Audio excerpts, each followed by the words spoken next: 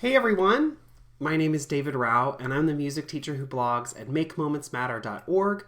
You can also find my ideas on Facebook, on Instagram, on Twitter, Pinterest, and a variety of other places when you search for my name, David Rao, or Make Moments Matter.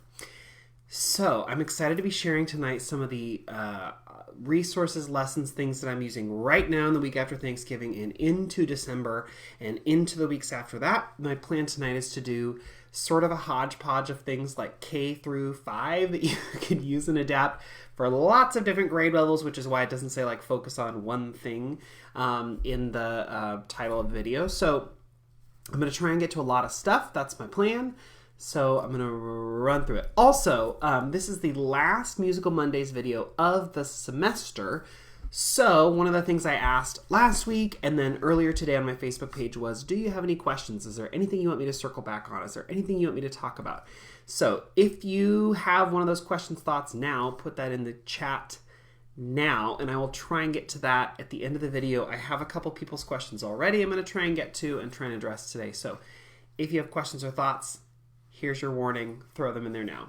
Okay, couple quick things. If you hear me mention a book or a game or a video or something and you're interested in that, there's a whole page on my blog dedicated to the resources and things I share in these videos. You can find that if you're watching, listening to the podcast, watching a video replay or whatever, wherever you are. If you go to the bottom of the caption for this video and click the link, it'll take you directly there. Instagram, it's on my LinkedIn profile, or you can just go to makemomentsmatter.org and click the video tab and hit Musical Mondays Recap, and you'll find it there. Another thing, there's a Facebook group that I would love if you would be a part of if you're interested. It's called Every Moment Matters, Music Education Community, a place where I share ideas and we answer questions, and it's like a community where you can ask folks questions and see what we come up with together. That's a great place for you to come and join in the conversation. Okay, two more thoughts, announcements, and then I'm going to get running into lessons. So one is that this is the last Musical Mondays of the semester, but next week at this time, so next week at 7 p.m., I'm doing a live PD workshop thing for Music Constructed, which is a really cool blog, a place where lots of folks have given cool ideas and a place where you can get PD, basically. If you're interested in that, there's a link in profile or my link in my blog and a link in the links page on how to register for that. But I'm going to be talking all next week about literature for the elementary music classrooms, like children's literature, things that you can adapt, things you can change using children's books at all different levels, K through 5. And it's like an hour and a half of just sort of intensive lessons, ideas, books, things you might consider. So I hope you'll join me for that. That's next week. Through Music Constructed. Like I said, on my Facebook page or on my blog, you can find information about that, or if you can't find it, just shoot me an email and I'll let you know about that. But that's something you have to register beforehand. You can't just show up to the event like these Facebook Lives. You have to register for it. So check that out. And speaking of Facebook Lives, I know I've said it already a couple times. It's the last one of the semester.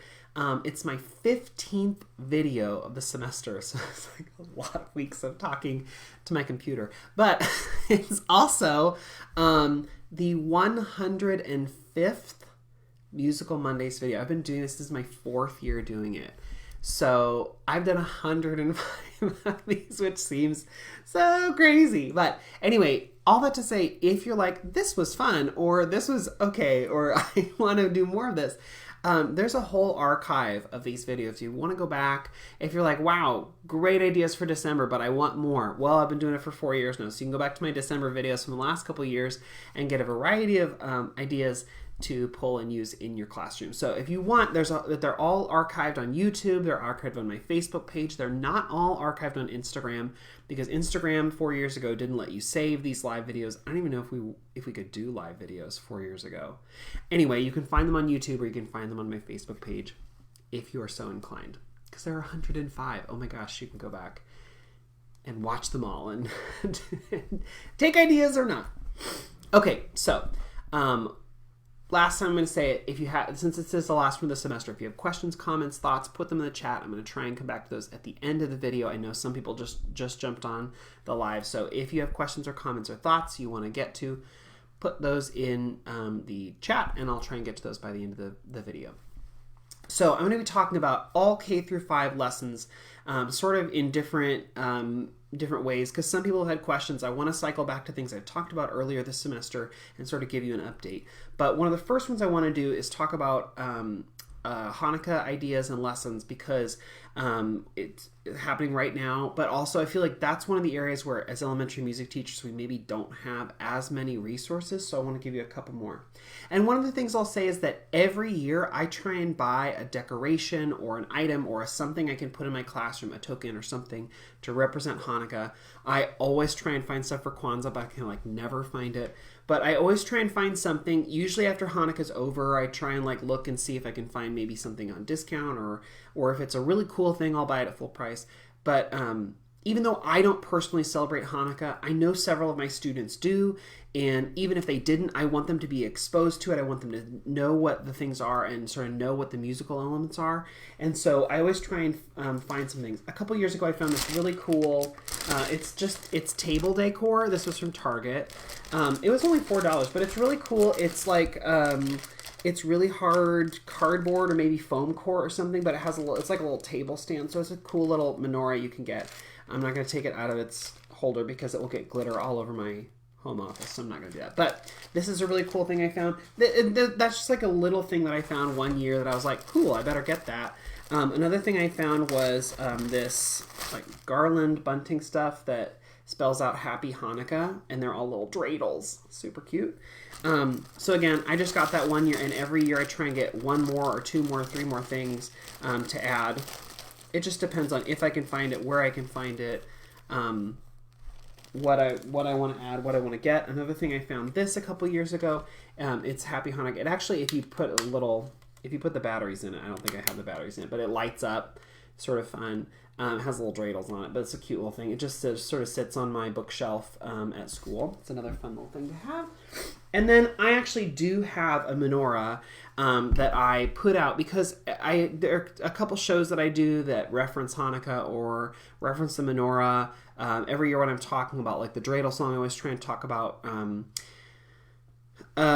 images or symbols or things that would represent Judaism or represent Hanukkah specifically. And this is my favorite menorah that I found. That you can find a lot of really cool ones out there, but I like this one because of the colors, because of the blue and the silver and the white, and also because it has a Star of David on it. I love that because it's two symbols at once to help kids recognize and make that connection. And I do have candles to put in it if I wanted to. I don't burn them because, like I said, I'm not Jewish, so I'm not going to go through the process, and I'm not gonna as an example light it for kids, because it's a big part of Hanukkah, and it's a big part of their actual tradition. So I'm not gonna try and do that, but I will put it out and show kids what it looks like, and I can tell them how it works in the story of that. But I'm not gonna light the candles or anything for kids, because that's again not my tradition. But I will put out the symbols and let them see. And I got the candles and I got the menorah.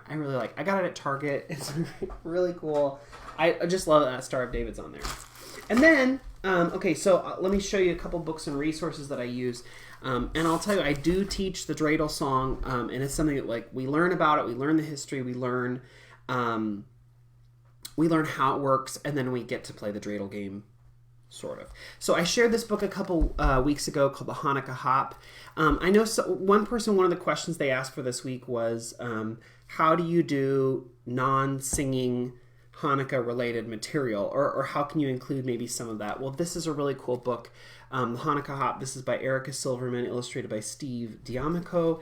And I shared a couple weeks, so I'm not going to go through all of it. But it's a cool book where, Rachel and her family are getting ready for Hanukkah, and they're putting out the streamers, they're putting out the balloons, and they're getting everything ready. They're pulling out all of the decorations and stuff, and they get out the menorah, and they have jelly-filled donuts, and then it's cool because then it talks through the history of Hanukkah, and then it shows what they do to celebrate. And there's this really catchy little bitty bitty bim bum bop. Now we get stomping at our Hanukkah hop. So it's this fun little thing where it's dancing and movement, and then there's a refrain that sort of comes back that you could sing probably. I don't know if there's actually an actual song that goes with it. I've asked before on these live videos and no one's responded. So if you know of a Hanukkah Hop song, that I am not currently doing, please let me know. But anyway, this is a really cool book that you could absolutely then put like a movement game, a freeze song game. You could do like statues cards. You could connect right in with this story. It's a really cute little story. And they have a dance, and it also then again tells the story of Hanukkah, talks about a menorah, talks about like some of the elements like latkes and jelly donuts and like things that you would see if you went to a Hanukkah celebration, and like people coming in and coming and celebrating together. So super cool book. So I love using that one. Here's one that I got in like a teacher discard, the story of Hanukkah for children. It's okay. It's like, it looks like old illustrations. The story's all right. But I like having it on the bookshelf and putting with the other ones so that kids can see it in connection with the other things that we do, because the other books I have are pretty,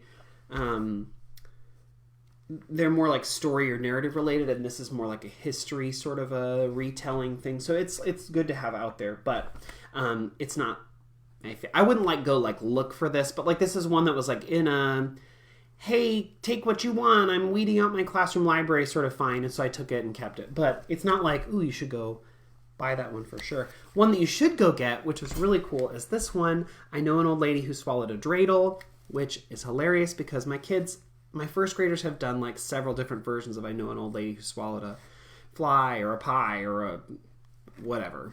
And so this is a fun one. And I shared about this last year, but I love it. This is by Karen Yakowitz, illustrated by David Slonim.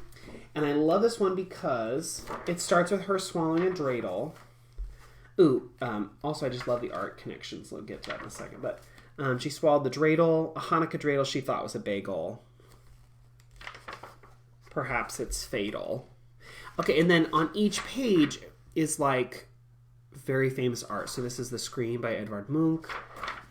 This is, I can't remember off the top of my head. It shows you in the back. This is Anatomy Lesson of Dr. Nicholas Tulp by Rembrandt. I think this is Vermeer. Yep.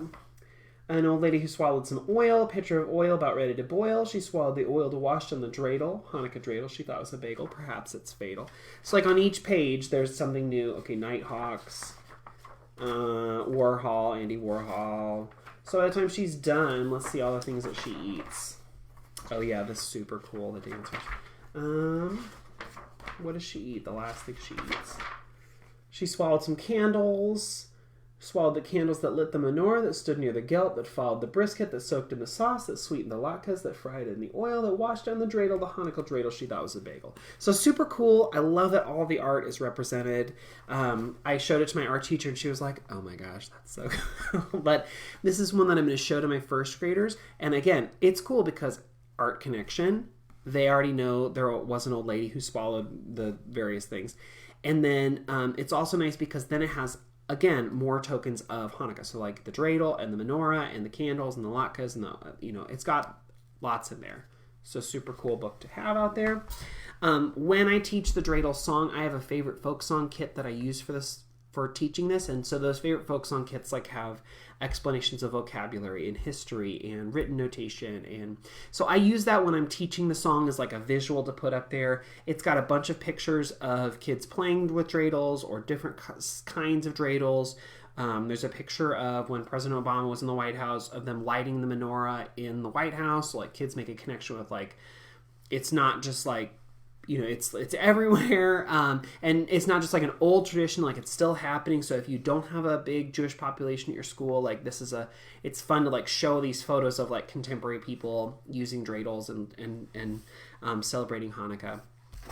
So I do all of that, and then we play the dreidel game. We sing the song. We sing like verse 1, verse 2, verse 3. There are a couple different ways you can do it. So we sing the song. Super catchy, kids like it, and then we play the dreidel game. And I've listed on the links page my favorite dreidels to buy. And if you're getting dreidels and you want to do the dreidel game, like the favorite folk song kit has like a guide how to do that. But the reason I like these dreidels is that it has the little, the letter. Okay, you cannot see that. Sorry, Facebook. Okay, hello. Sorry, you can see it better here on Instagram. It's so the dreidel. It's a nice little dreidel, and then it has like the letter, the Hebrew letter, and also it has like the word in English. It's like Nun, Gimel, like it's written there. So for kids, that's easier than just trying to like do symbol matching. It actually has the word written out, and they're each side is a different color, so that's also easier for kids to differentiate between the different things. So these are my favorite. I found a link to a version basically of these on Amazon where you can get a bunch for like 10. But there are a lot of different dreidels you can get. I got like years ago I had a huge bag full, and I've never had to buy more. So but I would say if you're gonna do it and use it year after year, get some nice ones. Okay, so there are a lot of cool things you can do with Hanukkah. Like I said, the Hanukkah hop is a cool book to have, and then you could add in movement. The Nodal Lady Who Swallowed a Dreidel, then you could do the dreidel song if you want. There are a lot of cool connections you could make. If you have more, add them online. Find our Facebook group and add that in. It'd be great if you could add some more in there. Okay, so dreidel, and then so this is a cool, not a great segue, but this is like if you're able to do like Hanukkah and Christmas and Kwanzaa, if you're able to talk about that, cool. I don't do a lot of holiday themed stuff. Not everyone can do that. Some people can't do anything holiday or seasonal. It depends on your kids. It depends on your school. And so I wanted to share a couple things that are like not holiday related, like could be holiday related, but are not necessarily like a carol. And I wanted to share that so that you can get like another thing that you could do. So one of the things that I did a couple weeks ago was I taught Aiken Drum to my second graders. If you're not familiar with Aiken Drum, it's a cute little song. There was a man lived in the moon, lived in the moon, lived in the moon. There was a man lived in the moon, and his name was Aiken Drum. And then so Aiken Drum is like the original song says like that different parts of him were made of different food items. Like his coat was made of roast beef, or his buttons were made of penny loaves, like bread rolls, and his waistcoat was made from crust pies, like all these different things. But with my kids, I always say like, his shirt was made of roast beef. That's a weird thing to make a shirt out, or like, oh, his buttons were made of bread rolls. What? That's a weird thing to make. And then I always like to say like, oh, those are old foods. I don't eat like the hat was made of good cream cheese. I would make a hat out of cream cheese. That's weird. Well, if I were gonna do it, what could I do? And then what I do with kids is I take my iPad and I use my iPad and I show kids. I can screen mirror, so like what's on my screen can go up on the big screen through my Apple TV. So let me mirror here and show you what I do. What I do with kids is I take them in and we make our own Aiken Drum. Let me see if I can do this here. Instagram, I never know if this is going to work. I'm so sorry. I'm going to try. Okay, hopefully you can see this. Okay, I'm going to pull this down. Hold on. All right, so what I do with my kids is we make our own Aiken Drum. And so like this one is the one that my kids created today. His head was made of, then you could admire my beautiful drawing skills. This was on an iPad, by the way.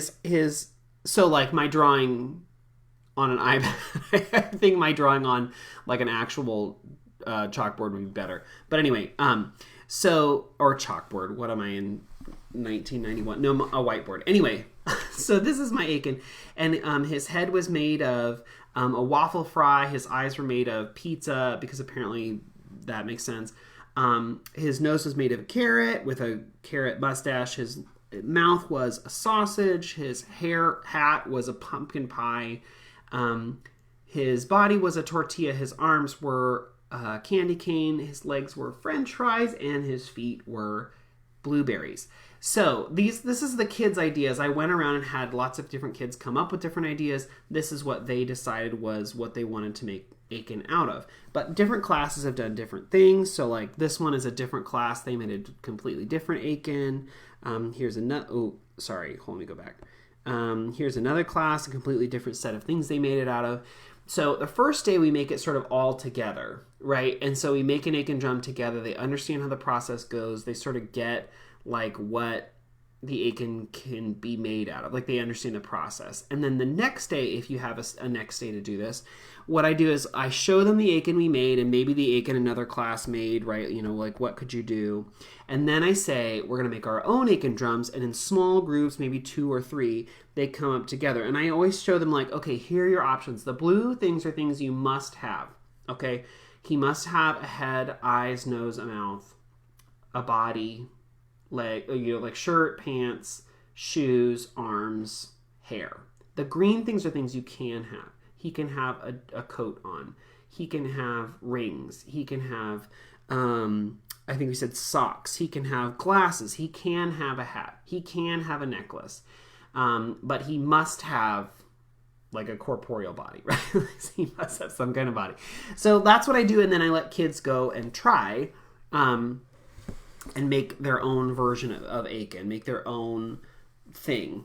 I let them do it on paper. We do it with crayons, and I try and save time at the end of class for them to share out with the rest of the class. It becomes hilarious what they can or cannot come up with. Some of them are very good at this. Some of them are very silly, but it's a lot of fun, and they have fun ownership of it. And I usually do, when we're doing it together as a class, every time I add a new element, so like today when we added, you know, so-and-so got to choose, okay, his legs are made of French fries. Cool. So I draw it up there, and I go, and his legs were made of French fries, And so we sing it, and then we sing, there was a man, lived in the moon, So we'll sing like the new verse, and we'll sing the original Aiken drum, right? So like that's our sort of connection as we're building together as a class. When kids are doing it on their own, I have them come up with their own thing, and I say, okay, be ready to sing it if we want to sing it, or, you know, maybe we'll just go through. It depends on how much time we have, right, to come up with our Aiken. And then again, if I want to connect it to the holidays, I could say like, ooh, he's going to be made out of Thanksgiving foods. Let's brainstorm some Thanksgiving foods. Or what did you eat at Thanksgiving? What could we do that we could make it out of? So with one class, we went through and we did that. We brainstormed all the Thanksgiving foods we could think of, and then they were tasked to try and make Aiken out of Thanksgiving foods. People eat a lot at Christmas too, so you could absolutely throw that in there. You could say, what are some Christmas foods or some winter foods? What are things you see a lot around Christmas time? And kids could do that. So if you wanted to make that connection to the holidays, you can. I also made a connection with Aiken Drum to the blood moon a couple weeks ago, so the lunar eclipse. And we talked about like the lunar eclipse as it happened. We talked about the science part of it. And then we made Aiken Drum, our own Aiken Drum. And again, sort of connected that like moon experience that happened with the Aiken that we were making. I did not plan on doing that, but I'm so glad it happened. Another fun story that you can do that's not necessarily holiday related, but could be, is this book that I looked for a long time to find it at a store, and now I can't find the copy I brought home. Oh my gosh. This is, like, seriously, oh, here it is. I looked for a couple years to find a good bargain copy. You can find it on Amazon sometimes. You can find it in used bookstores, but I found this one. I was like waiting for a good cheap version. And now when I looked, I found several. Anyway, Do You Do a Didgeridoo? This is a fun story. It's a cumulative story. If you don't know this one by by Nick Page, illustrations by Sarah Baker, you should. So it starts like this. Hello, Mr. Music Man. How do you do? Do you do a didgeridoo? One that blows a low wahoo? So, do you do a didgeridoo? And the music store guy goes, no, we didgeridoo. But he's persistent. Do you do a didgeridoo? One that blows a low wahoo? I'd paint it in purple or yellow or blue. I could paint it in every kind of hue. I'd even play one you could see right through. So, do you do a didgeridoo? No, we didgeridoo. So he keeps asking these things, right? All the rhyming. I love it because it has all these fun rhyming words. It keeps adding and getting crazier and crazier. And eventually, the guy in the back, like the music store man, realizes he does have a didgeridoo. He tries to sell it to the person who wants it. And the person's like, actually, I actually don't want one. Like, I've changed my mind. And that makes the music store guy go crazy. Super fun book. You could use it any time of year. And the reason I love it is like you could make a connection with Aboriginal music. You could talk about the didgeridoo. There are a couple cool videos. There's one I found from like 60 Minutes in Australia about how didgeridoos are made. Short little clip, like 3 or 4 minutes that you could totally pull in there.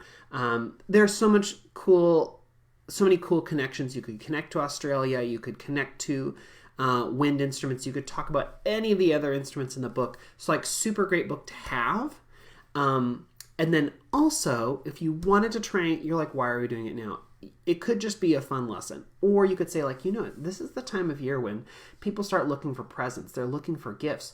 Maybe he's looking for a gift to give away for someone's birthday or for Christmas or for Hanukkah or something. So maybe you could make it like, oh, he's on a quest to get an instrument if you wanted. And there's another connection to this that I'll get to in just a second. But this is another fun one that like you could connect with like what's happening in like with holidays or gift giving or whatever, or you're going out shopping or whatever. You could make that connection, or it could just be its own standalone thing. But the book itself gives you lots of connections to other things. It could be connected to a lesson about rhyming. It could be, didgeridoo is a hard word to rhyme with, or it could be a connection to instruments. It could be a connection to, Australia, whatever you want. There are a lot of cool things you could do with the book if you wanted. That's Do You Do a Didgeridoo by Nick Page, illustrations by Sarah Baker.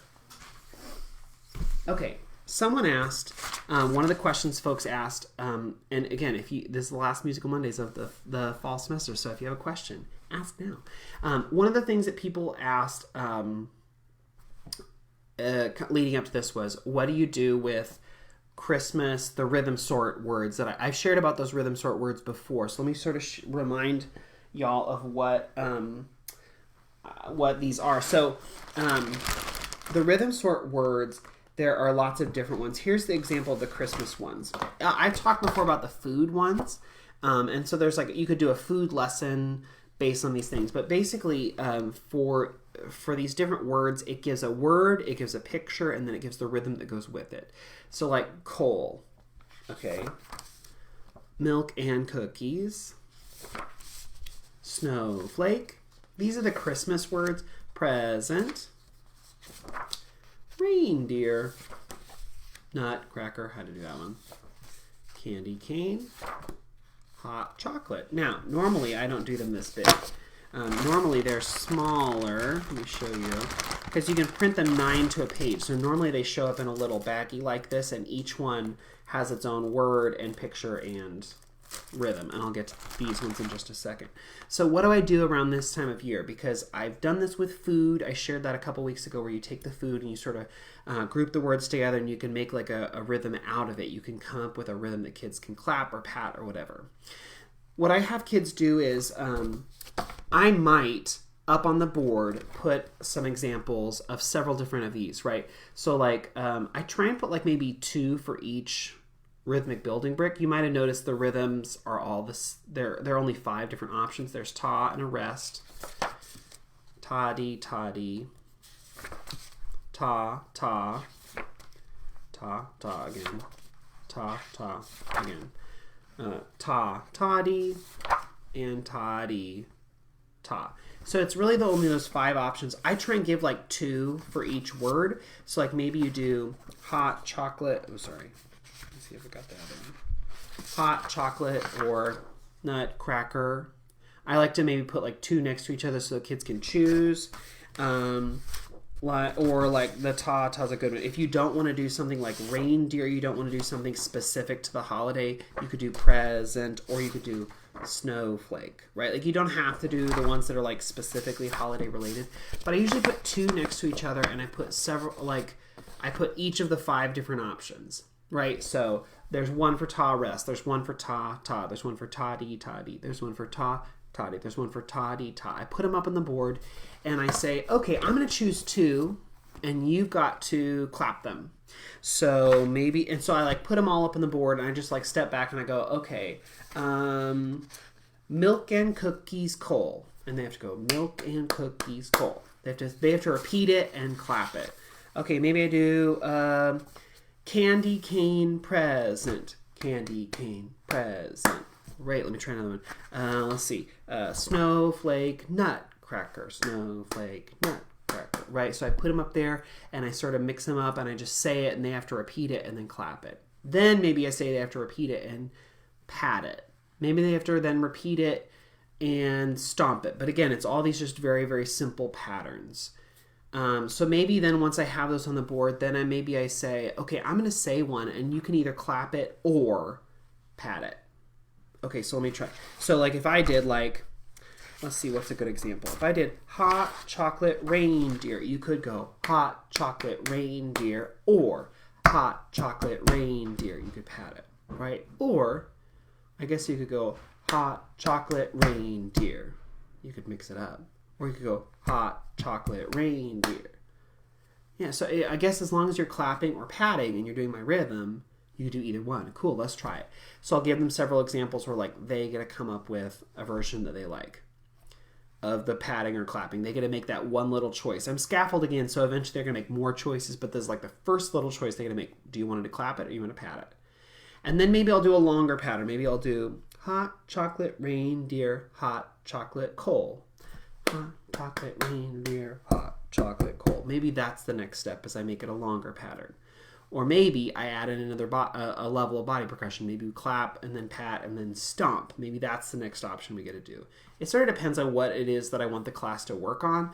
It's all sort of leading to improvisation, but do I want them to make sure that they're adding another level? Do I want them to have more fluency with the cards? It's like, what, do I want them to do a longer pattern? You can choose what you want to do with that next.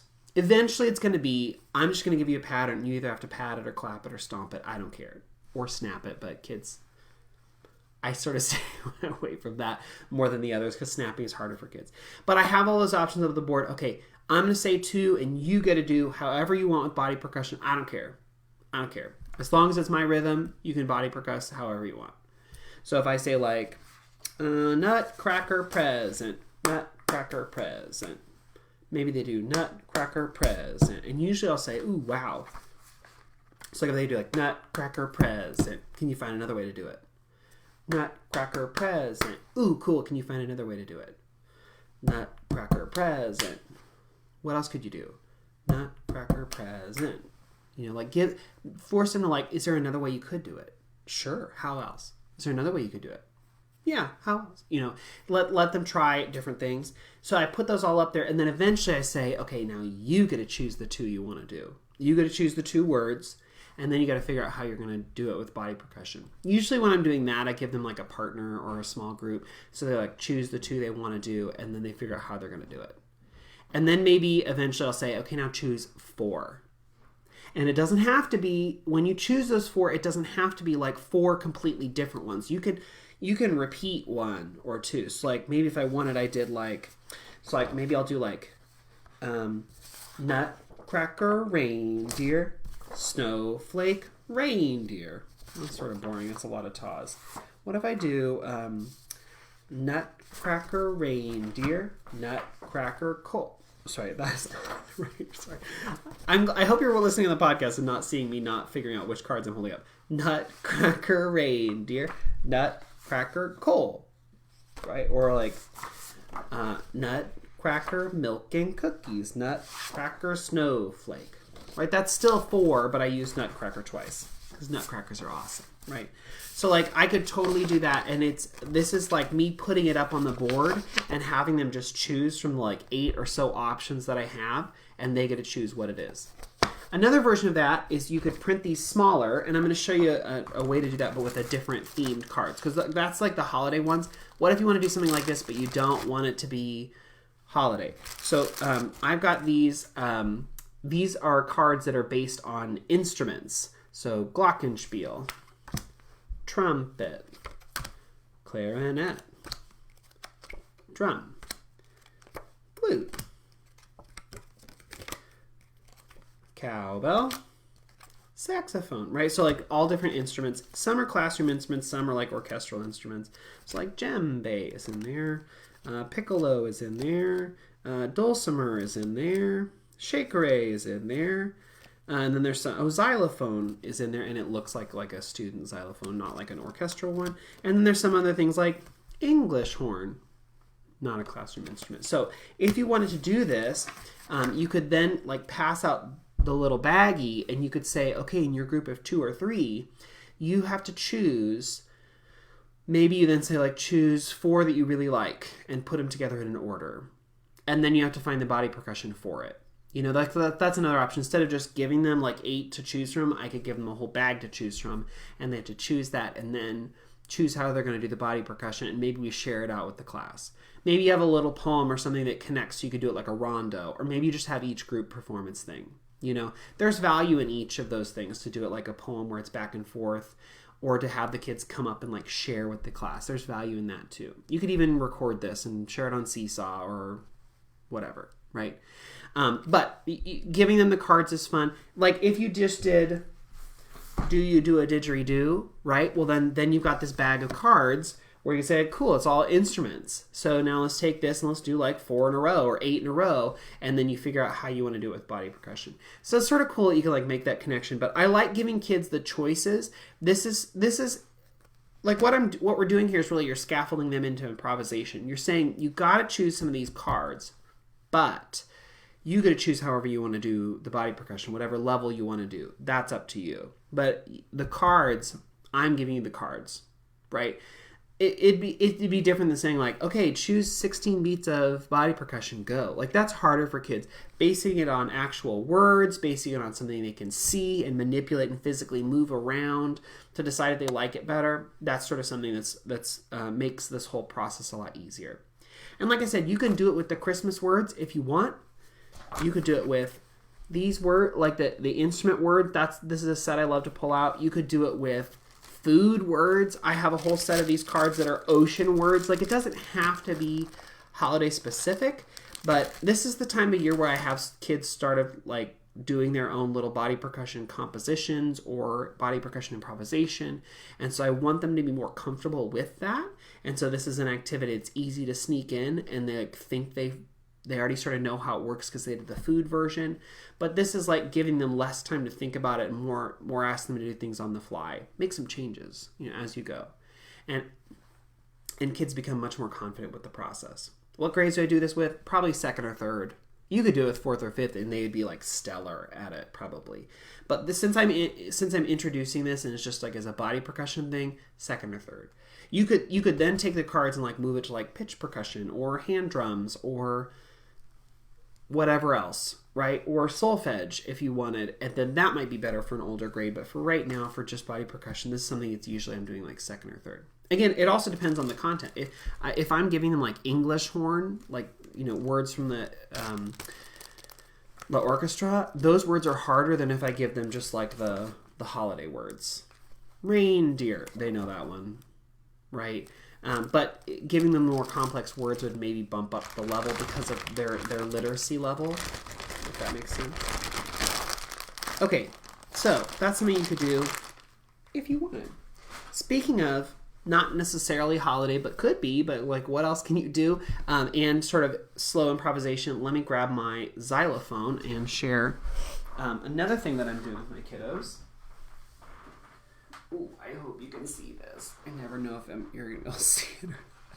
Okay, so I shared about this 3 weeks ago, 4 weeks ago, where I took the song Dairy Key, Farmer's Dairy Key with my older students.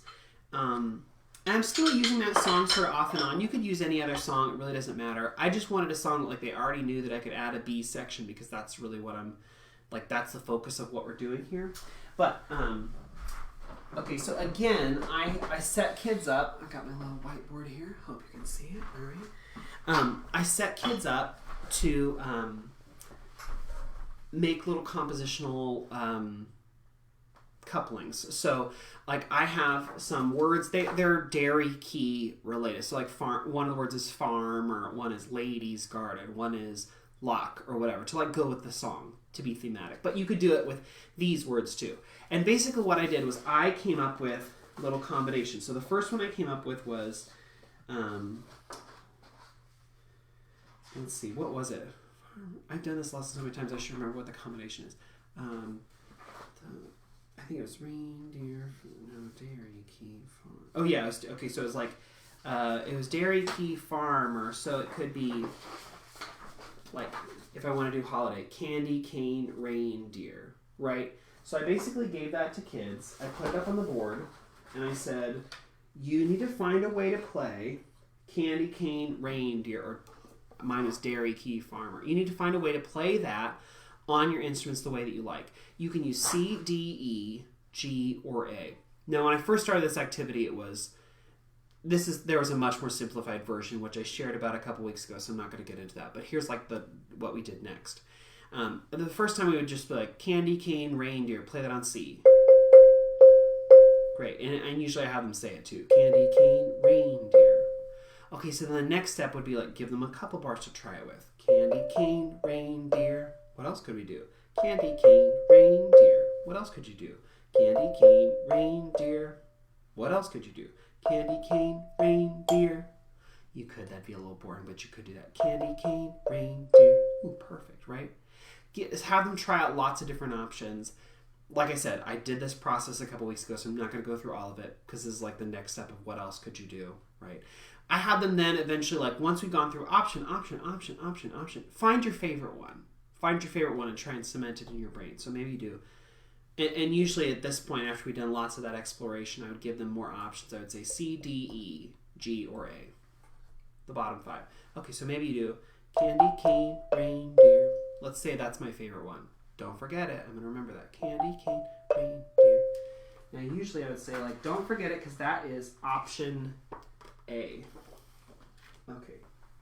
Candy Cane Reindeer. And these form cards, these are free. They're on my TPT store. I put them in the links in the link on my links page. Okay. The other combination that I had them do was ta rest. So this is going to be milk and cookies coal. It's sort of a gross thing to put together, but in our version it was ladies garden lock because it was again Farmer's Dairy Key theme. So what they had to do then was come up with a different combination they could do for this rhythm. They could do ladies garden lock. Okay, they could do ladies garden lock. Whatever they wanted to come up with, right? So the first one I had was Candy Cane Reindeer. Candy Cane Reindeer. Let's say my last one is Ladies Garden Lock. Okay, so that one I'm going to call, I bet you can guess, I'm going to call it B. Okay, so let's say, then I can play with my elemental forms, right? So I've got my A, I've got my B. Let's say I'm gonna have you do, okay, we're going to do A. Oh, you for sure can't see that way there on Facebook and Instagram. I'm so sorry. Let me see if I can make this fit. Let's play with our forms, and I would say, let's do A. Let's actually do the first time A, B, B. Okay, so if we're going to do that, it's going to be Candy Cane Reindeer, Candy Cane Reindeer, Milk and Cookies Coal, Milk and Cookies Coal. Okay, so Candy Cane Reindeer, Candy Cane Reindeer, Milk and Cookies Coal, Milk and Cookies Coal. Obviously, I'm going slower than that with my students, right? But okay, let me try it again. Candy Cane Reindeer, Candy Cane Reindeer, Milk and Cookies Coal, Milk and Cookies Coal. Ooh, great. Let's do a different combo, though. Let's do... And usually I say, okay, speak it first. Candy Cane Reindeer, Milk and Cookies Coal. Candy Cane Reindeer, Milk and Cookies Coal. So go, Candy Cane Reindeer, Milk and Cookies Coal. Candy Cane Reindeer, Milk and Cookies Coal. Okay, great. Let's do a different, so I'd mix it up. Do it 3 or 4 different ways. A, B, A. B, A, B, A. B, B, B, A. Whatever, right? And then I would, today, in these last couple lessons, I'd say, okay, now, I'm going to give you options. And so I'd put up, like, the 5 different building bricks. So, like, ta. Here, let me draw them up. You know, so I would have a food word, or a set of words for each of these, right? Ta-dee, ta, rest, ta-dee, sorry, I'm drawing this up, ta-dee, ta. Okay, I would have, oh, you for sure can't see that. Okay, just assume you can see that. There's one for each building brick. There's a ta one, there's a ta-dee, there's a ta rest, there's a ta-dee, and there's a ta-dee, ta. Okay, so I would have those combos up there of all these different foods, like the coal and the milk and cookies. And I would say now you get to create your own. Now, before when we did A or B, we had to choose two things. So for C, you have to choose two things. You could do, milk and cookies, reindeer. You got to choose that rhythm, milk and cookies, reindeer. Or you could do, nutcracker, reindeer, or whatever it is. You have to choose your rhythm, and then you have to choose a way to play it. Now, this is going to sound weird because guess what? Before, like with Candy Cane Reindeer, we were all doing the same rhythm, but maybe now your rhythm's going to sound completely different from the person next to you, and that's okay, but it's going to sound a little weird. So we would go through, they would choose what they wanted to do, and then we would have them play it. So, okay, you choose what you want to. So you do nutcracker, reindeer. Okay. Okay, nutcracker, reindeer. Okay, so then we would do combos of, our elemental forms where we do like, with our form words. Maybe now I do A, B, A, C. Ooh. Okay, I hope I remember what my things are. I'm not going to remember. Let's see. Okay, so candy cane, reindeer, milk and cookies, coal. Candy cane, reindeer, nutcracker, reindeer. Okay, that's what I'm going to play. Ooh, let's find out. Candy cane, reindeer. Candy cane, reindeer. Nutcracker, coal. So again, I would in my classroom up on the big screen, I would have projected up the 5 different rhythmic building bricks they could use, and then we would sort of put this together. So then we would play around and move these things around and let them play with them now with the C. And the C is the wild card because that's the one the kids created, right? Ooh, if you want to be even more wild, what I like to do now is I say, okay, we're going to start with A and we're going to end with A, but then in the middle, you could do either B or C. And then the next one you could do either B or C. So your form could be A, B, B, A. It could be A, C, C, A. It could be A, B, C, A. It could be A, C, B, A. Ooh, you get to choose whatever you want. Kids like this because they think they have all these choices. For some kids, it's like maybe too many choices. And for them, I say, just do like A, B, B, A. That's a fun one. If you can't remember all the switching, just choose one you know you'll be able to do. A, B, B, A. And remember, you always start and end with A. It's like easy. But then they make cool little combinations. So,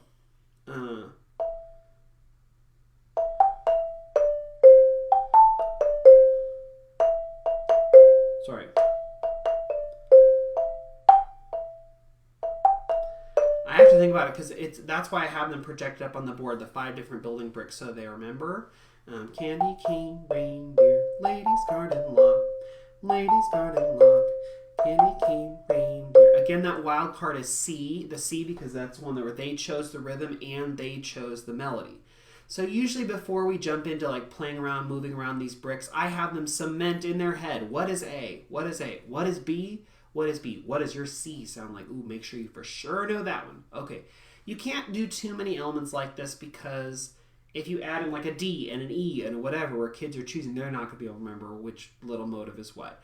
But if you have just a few of these, kids can then move them around, play around. You could have them then, if they wanted, they could come up with their own order and play it for the class or play it for a neighbor or play it for whatever. I mean, there's so much you can do with this once you got it started. So on Facebook, I'm seeing a couple questions. And one thing that really helps this is to pair it with text. So candy cane, reindeer, milk and cookies, coal. Adding that text is so helpful. So Kelly asked, do you think this would be too young for students that do not speak English? I think it'd be more difficult for kids who don't speak English because the text helps them understand the rhythms they play. Because for some kids, they can't think ta-dee, ta-dee, ta, ta. That just gets jumbled up in their head. But say milk and cookies, reindeer, that they can remember. So the text really helps them. So if they're not native speakers, this might make it more difficult, but could be fun. could be fun. For 4th and 5th graders, because you're saying 4th and 5th graders who don't speak English, yeah, I think you could do it, because especially if you choose, like, if they're learning English, you choose some of their sight words or vocabulary words that are very simple that they should be able to get. Apple. Or like, again, that's why I like food. Apple. Hot chocolate or whatever. Choose some very simple words you think that they would get, and then this might be super successful, because then that's a sight word, that's a word that they should be able to get really simply, and then they're just pairing that together, and then they probably would get the process of putting it together in the order and in the form. That shouldn't be a problem for them. Again, these cards are sort of helpful because it's got the letter, it's also got a color, and it's also got a shape. So a shape A is letter A and a red circle. And B is the letter B and then a blue square. And C is the letter C and then a yellow triangle. So it's, even for non-native speakers, these cards would be really helpful, because they could say, like, okay, red, blue, blue, red. Rojo, azul, azul, rojo, whatever. If they're making those connections, or circle, square, square, circle. The icons really help. So using these cards, using those foods, I think that you could be successful, even if you have non-native speakers. It just would be more difficult. If you're doing it with 4th or 5th graders, Kelly, I think you'd probably be fine. Okay. I gotta scoot this over and then make sure I answer a couple questions. Okay. There are more things that we could talk about. I had a whole thing to share about interactive games. That I have a whole slew of interactive games that are like, I was going to share about one of them that's like this one where you like listen to a prompt and then you have to choose what rhythm it is. That's super fun. That's one of my newer games that like my kids are really enjoying, and also is like testing how they can hear and figure out rhythms. Then I've got like Christmas themed stuff for understanding symbols and vocabulary, or musical instruments, or sorting instrument families.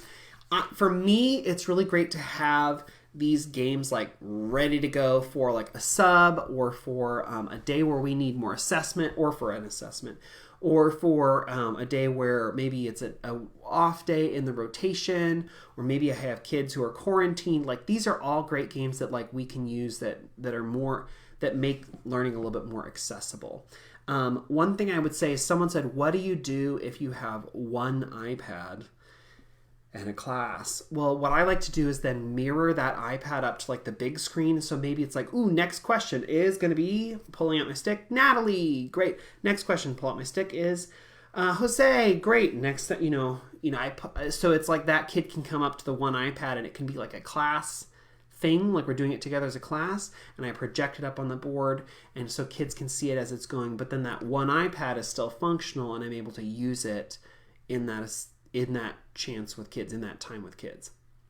So if you have one iPad, you can still use that, even if you just have the one and you have a class. Like, I remember when I first was doing stuff like this, I was like, what do I do if I have one computer and a whole class?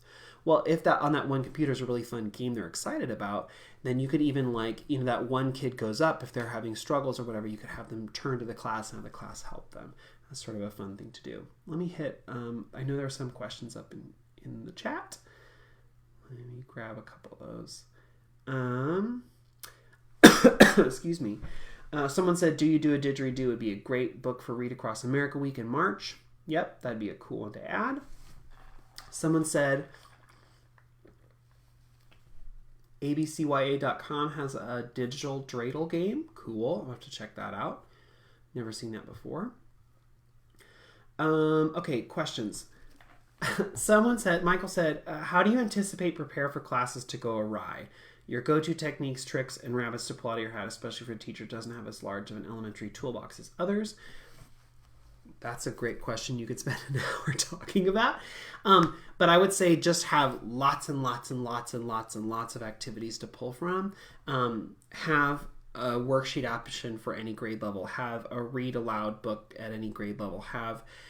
There are so many cool little videos on YouTube. There's even a page on my blog that has videos for students to watch. Have that ready to go. Have a game that they've played before that you could go back and play again. if kids are like restless or whatever, have a freeze dance game.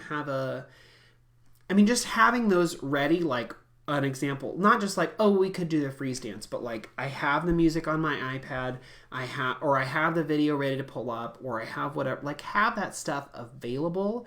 And in your oh poop, this lesson went great. That's a nice word for, oh no, this lesson box of like, what am I going to do next? Or a book that you could pull out, or something you could pull out. Because, some of those classes, like random day, we're like, oh, you get in for another 10 minutes, or they get really squirrely, or, just like having options for that is really helpful. So you're not in the moment, like having like those flop sweats of like, but what do I do exactly? What exactly do I know it's like I could do a video, but what video?